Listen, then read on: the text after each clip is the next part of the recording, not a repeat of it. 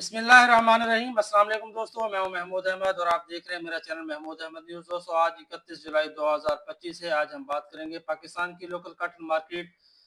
पाकिस्तान की local cotton market में अब बेहतरी के चांस नजर आते हैं और उम्मीद ये है कि पाकिस्तान की जो काटन मार्केट है, कपास की मार्केट है, जो गुज़िश्ता 1.5 से 2 माह में मुसलसल मंदी का शिकार थी, अब उसके बेहतर होने के चांसेस नजर आते हैं।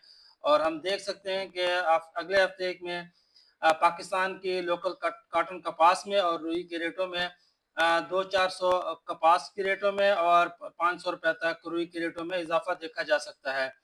आज दो अहम वजूहात पे बात करेंगे। ईएफएस सिस्टम खत्म कर दिया गया है और एसआरओ जो है वो वजारत खजाना को भेज दिया गया है। अगर उस पर अमल दरामद होता है, यकीनी तौर पर पाकिस्तान की जो लोकल कॉटन जिनिंग सेक्टर है मजबूत होगा और रुई के रेटों में इजाफा यकीनी तौर पर देखा जाएगा। दूसरे नंबर पर अगर हम बात करते हैं तो अमेरिका की जानिब से इंडिया पर यकम अगस्त से 25% टैक्स लगाने का क्या अगर ये लगाया जाएगा और उसके असरात भी पाकिस्तान की लोकल कॉटन मार्केट पर पड़ेंगे। तीसरे नंबर पर दोस्तों अगर बात करते हैं तो गुज़िश्ता दिन रशिया में एक बहुत बड़ा ज़ल्ज़ला आया है 9 मैग्नीट्यूड का, जो कि बहुत बड़ा ज़ल्ज़ला है। इसने सुनामी की जो वार्निंग है 3 से 4 मुल्कों में वो जारी कर दी गई है और उसके जो असरात हैं सुनामी के वो भी कई साहिली शहरों में देखे गए हैं। यकीनी तौर पर ये बहुत बड़ा नुकसान होगा और इसका जो अंदाज़ा है वो तकरीबन 1 हफ्ते के बाद लगाया जा सकता है। 9 मैग्नीट्यूड का जो ज़ल्ज़ला है इसके जो आफ्टर शॉक्स हैं वो तकरीबन 1 हफ्ता तक जारी रहेंगे, तो मज़ीद जो नुकसान है उसका खदशा है। इन 3 फैक्टर्स को देखें और अगर चौथी बात हम करें तो यूएस कॉटन सैंड मार्केट मंदी का शिकार है।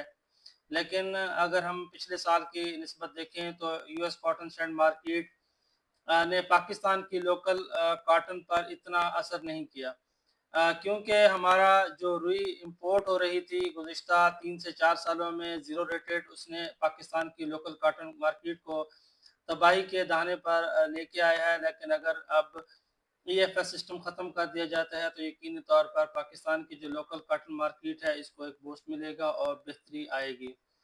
इन नुकात का वज़ारत ख़ज़ाना की तरफ जाने से ही हमारे जो पाकिस्तान के कॉटन ज़रात हैं वो मज़बूत नज़र आते हैं। और अगर हम आज की बात करें तो रुई के रेटों में तकरीबन दो दो से 250 रुपए तक की बेहतरी नज़र आती है। और जो हमारे जिनर हजरात हैं जो सिंध में 15,600 से लेकर 15,900 रुपए तक अपनी रुई फरोख्त करते हुए नजर आते थे, आज उनकी जो डिमांड है 16,000 से लेकर 16,200 रुपए तक रुई की डिमांड की जा रही है।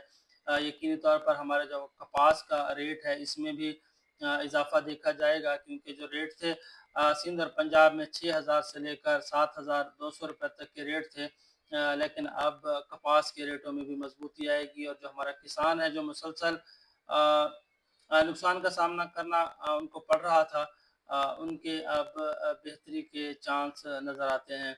पंजाब में बहुत ज़्यादा बारिशें हुई हैं, लो क्वालिटी रही है कपास की। लेकिन अगर हम सिंध की बात करें तो सिंध में जो कपास की क्वालिटी है बहुत बेहतर है। अगर हम कहें तो टॉप क्वालिटी जो है वो पंजाब के मुकाबले में ज़्यादा बेहतर है। तो यकीनी तौर पर अब हम मुस्तकबिल करीब में या अगले हफ्ते में हम देखेंगे कि कपास के जो रेट हैं वो 7,000 को टच करते हुए नज़र आएंगे, जबकि रुई के रेट एक बार फिर 16,500 तक जाते हुए हमें नज़र आते हैं।